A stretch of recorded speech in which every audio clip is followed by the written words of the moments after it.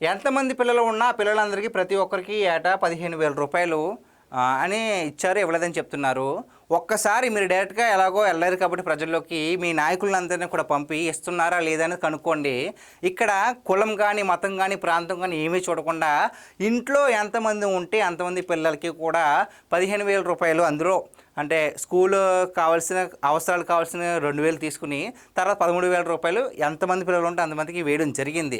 ఆ 2,000 కూడా ఎవరికంటే మీ పిల్లల భవిష్యత్తు కోసం స్కూల్లో ఉన్న అవసరాలు తీర్చడానికి మాత్రమే కానీ ఎవరు కూడా జగన్మోహన్ రెడ్డి గారి హయాంలాగా పక్కకి గెంటుకునే వ్యవహారం అయితే ఏమీ లేదు.